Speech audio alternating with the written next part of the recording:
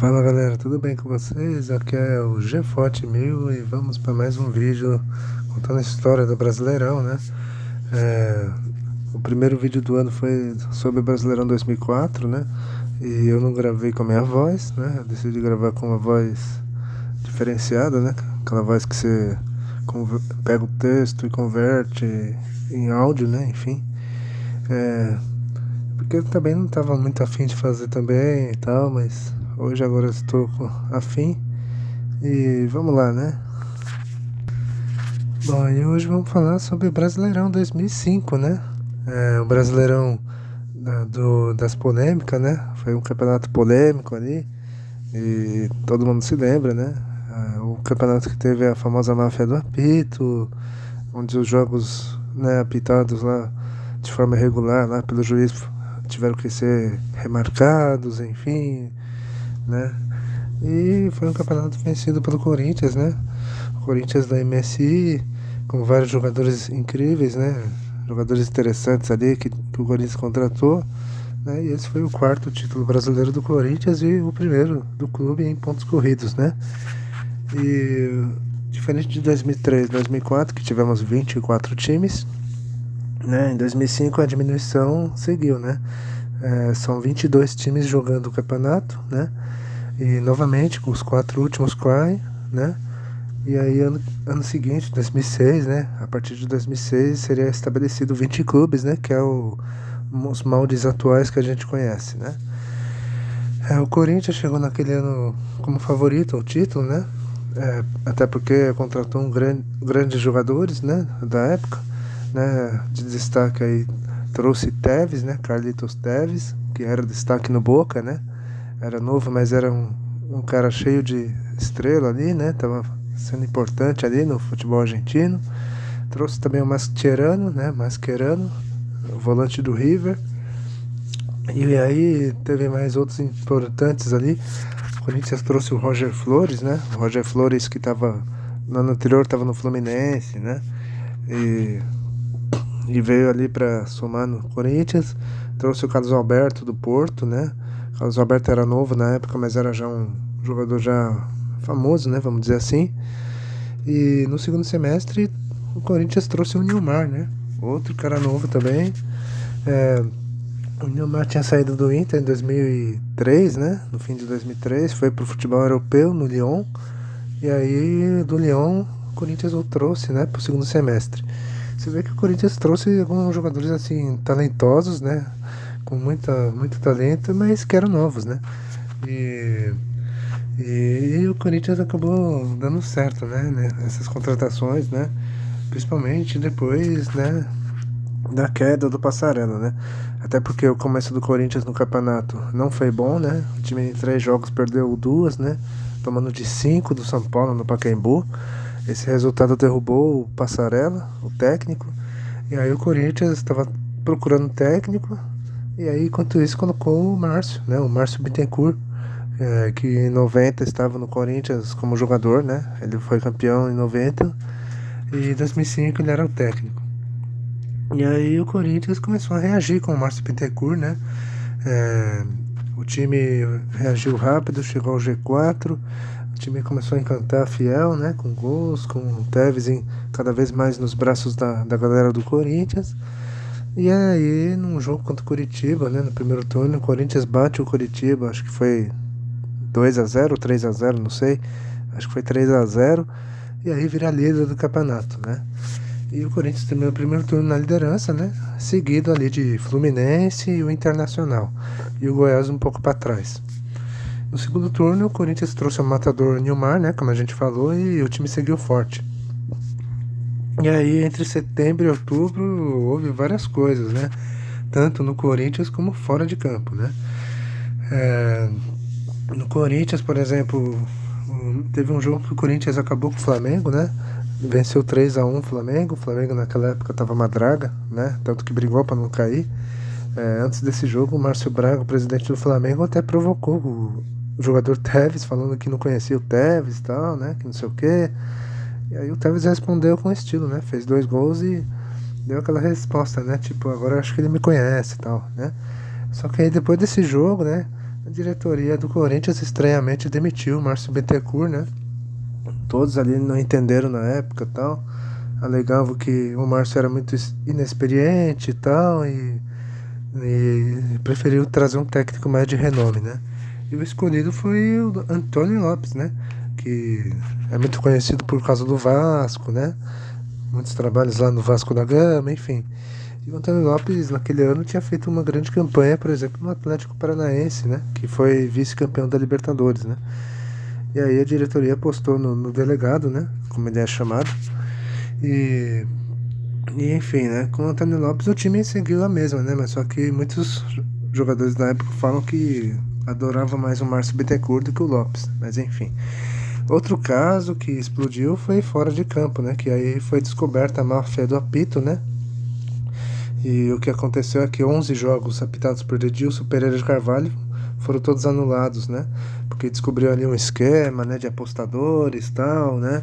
E aí o Edilson estava envolvido nisso, né? Tipo, tinha que fazer tal coisa em tal jogo, né? Para receber o dinheiro das apostas, tal, etc. E aí descobriram que ele foi apitado os 11 jogos e aí a CBF, né, a STJD decidiu mexer, né? Tipo, cancele os jogos apitados por ele e refaçam todos, ou seja, os 11 jogos foram cancelados e remarcados. O Corinthians estava envolvido, né, nesses jogos, né? Contra o São Paulo e Santos. Contra o Santos perdeu de 4-2 e São Paulo 3-2. Nos jogos assim que, entre aspas, não valeram, né? E aí na remarcação, né, o Corinthians consegue 4 pontos. Ganha do Santos na Vila, 3-2. Um jogo até tumultuado ali, né? No final do jogo ali, que a torcida do Santos ficou revoltada com o juiz e tal, né? E o Giovani pega a bola, chuta pra fora, e aí causa um tumulto na Vila, né? A torcida jogando bombas, enfim. E aí empata com o São Paulo no Morumbi. Quer dizer, e aí o Corinthians, perto da reta final, que já tava com uma boa margem de pontos, né? Na liderança, o time abriu e ficou mais perto do título, né? O time tudo começou a se encaminhar pro Corinthians, só que aí nas últimas rodadas o Corinthians começa a tropeçar e tal, né?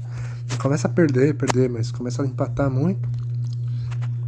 E o Internacional cresceu, né? O Inter foi o que mais arrancou ali na parte final do segundo turno. O Inter que estava com um time forte na época. E aí passou a brigar pau a pau com o Corinthians, né? A diferença de 3 pontos, né? E até que chegamos na antepenúltima rodada, num duelo entre eles, né? No Pacaembu. Se o Corinthians ganhasse, praticamente seria campeão, porque aí aumentaria para 6, né? Faltando 2 rodadas, aí não teria como o Inter chegar, né? Se o Inter ganha esse jogo, aí tudo fica zerado, né? Entre eles, e aí sabe-se lá o que acontecer nas 2 últimas, né?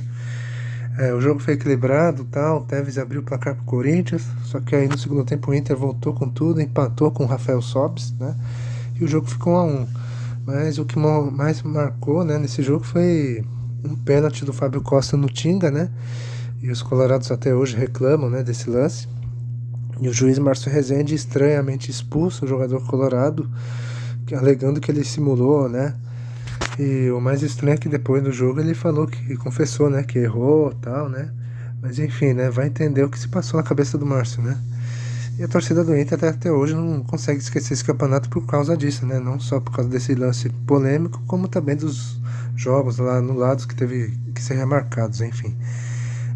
Esse resultado manteve a diferença de 3 pontos, né, do Corinthians pro Inter. E aí na penúltima o Corinthians podia até ser campeão se o Inter não vencesse, né? O Corinthians pegava a Ponte Preta no Morumbi e o Inter o Palmeiras no Beira-Rio. O Corinthians contra a Ponte até saiu perdendo, mas depois venceu, né? 3-1. E o Inter estava empatando ali com o Palmeiras, né? O que dava o título pro Corinthians, mas só que o Inter fez lá nos últimos minutos e aí a disputa ficou para a última rodada. Na última rodada, né, o Corinthians encarou o Goiás no Serra Dourada, né? O Goiás que naquele ano fazia uma campanha histórica. E o Inter visitou o Coritiba, que estava desesperado para não ser rebaixado, né? E foi uma rodada sem graça, vamos dizer assim, viu? Porque os dois postulantes acabaram perdendo. O Inter perdeu do Coxa e o Corinthians também perdeu do Goiás. Esse jogo foi até movimentado, né? O Goiás fez 1-0, o Corinthians virou, só que o Goiás revirou e venceu 3-2. E mesmo perdendo, o Corinthians chegava ao seu 4º título brasileiro, né? Um título que foi meio polêmico, né? Por causa daqueles lance da máfia do apito, depois o pênalti, né, o pênalti polêmico no Tinga. Pode até ser, mas o Corinthians fez a sua parte, né? Tipo, fez o que tinha que fazer e foi campeão, quer dizer, não teve assim interferência, algo do tipo, né? A única coisa que podemos duvidar é do lance do pênalti, né? Mas enfim, né? O Corinthians investiu forte, né? Pra ganhar aquele campeonato, né? E foi recompensado. O Tevez foi artilheiro do time, né? Quase que acabou artilheiro do campeonato, né? Que acabou sendo o Romário do Vasco. E a campanha do Corinthians foi muito boa, né? O Corinthians ganhou metade dos jogos, né? Em 42 jogos ganhou 24, né? Praticamente metade ou metade, né? Fez 81 pontos, né? Empatou 9 vezes e perdeu também 9. E o Corinthians teve o melhor ataque com 87 gols. E, enfim, né?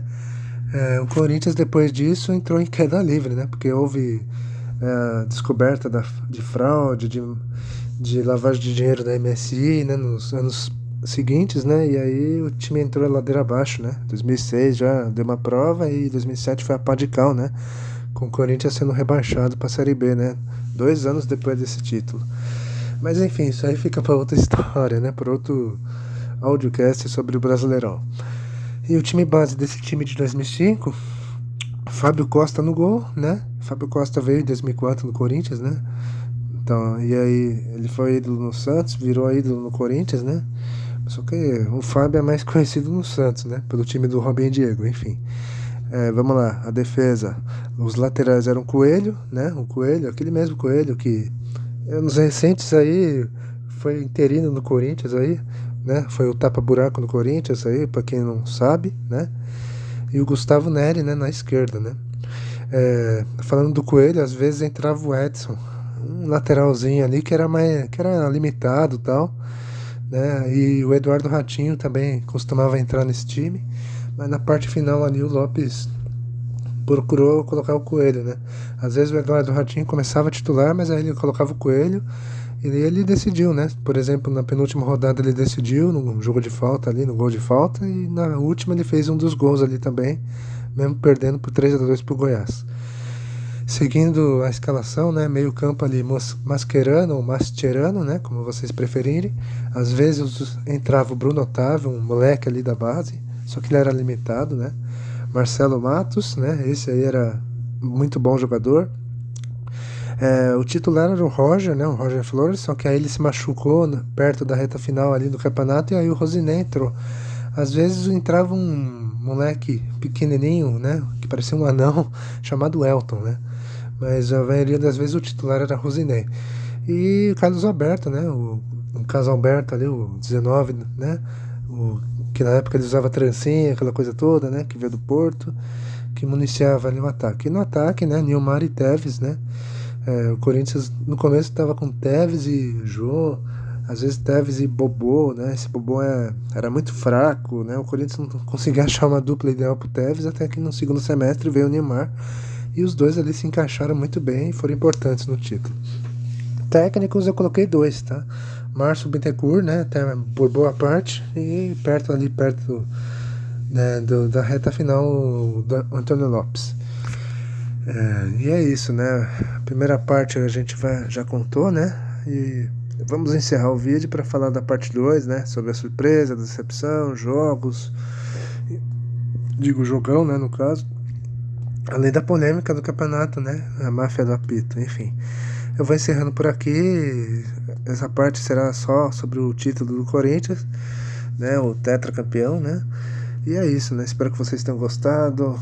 Curtem, compartilhem o vídeo, deixem nos comentários aí o que você achou do vídeo, o que eu esqueci, enfim.